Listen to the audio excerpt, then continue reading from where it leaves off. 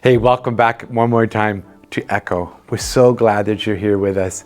We put these together for you, for me, for all of us to understand the story of God. And echo again is that word. It reverberates out through history. The story hasn't changed, and we want to see where it all ties together. We've been in the later part of the story of God, and we're looking at the life of Christ. And the last few stories are when he was born, and when he was baptized, and when he was tempted. And these things that set the stage for then when he interacts with the larger of creation and the larger, of course, of cross-section of people. This one is entitled Jesus and the Pharisees. So stay tuned as we get into Echo the story, Jesus and the Pharisees.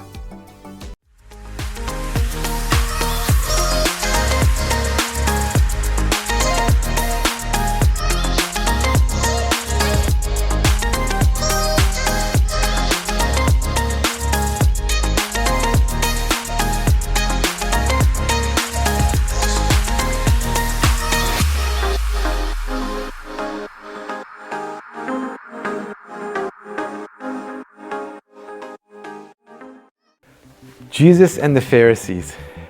Scene 1 is talking about healing a paralyzed man. Crowds continued to surround Jesus everywhere that he went.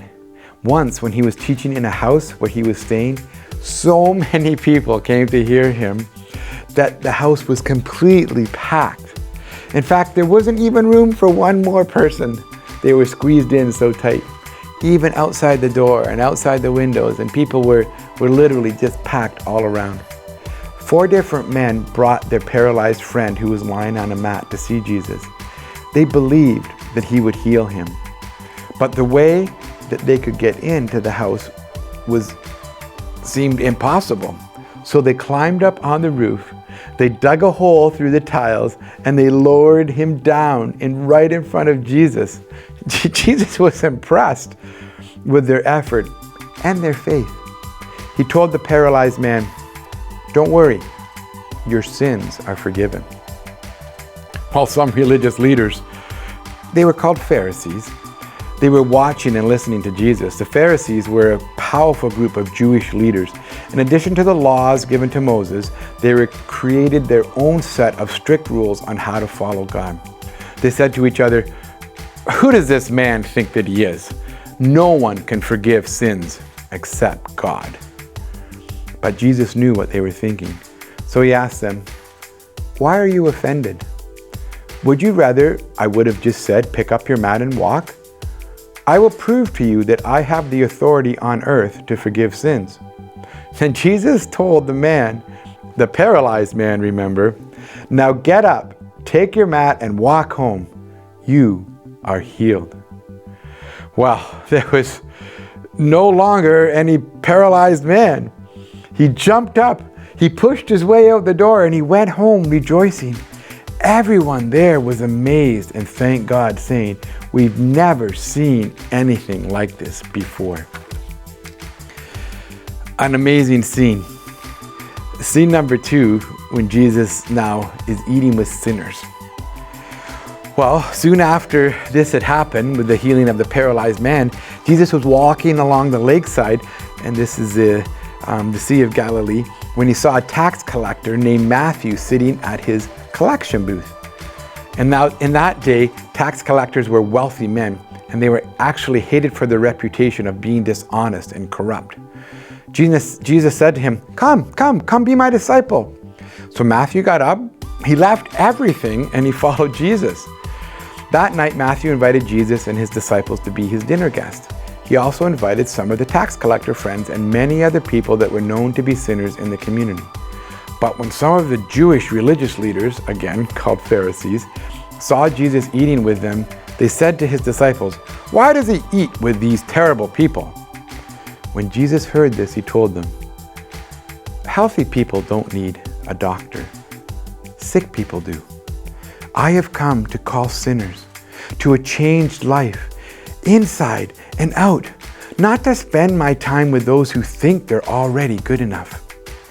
And on another night, Jesus met with some of the Jewish religious leaders for dinner, and they were shocked and offended when Jesus did not wash up according to Jewish customs before the meal. Then Jesus said to them, "You Pharisees, you're so careful to wash the outside of the cup and the dish, but the inside is still filthy. Your lives are just like this. So clean when people are watching, but inside you're full of hate, greed, pride.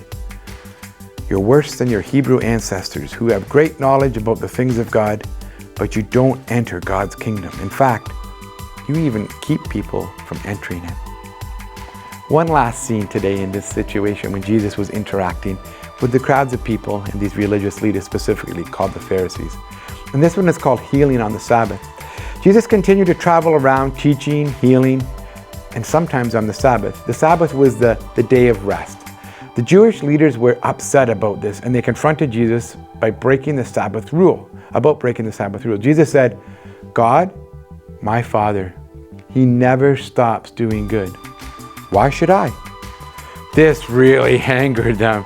Not only was he breaking their Sabbath rules, but he was calling God his Father instead of our Father, which he should have said. Wow, this was making himself equal with God. The Jewish leaders, they continued to challenge Jesus with many hostile questions, trying to trap him into saying something they could use against him. Jesus went on to explain to them, "I don't do anything on my own. I only do what my Father tells me to do. He is the source of all my life. He has given me the power to heal, to raise the dead, and to give life. Those who listen and believe in me will find new life with God that is never ending." As Jesus finished speaking, the Pharisees and religious leaders were furious. From that time on, the Jewish leaders began planning out how they could have Jesus killed. This is the story of Jesus' interactions with the large crowds and the Pharisees, the ruling religious leaders.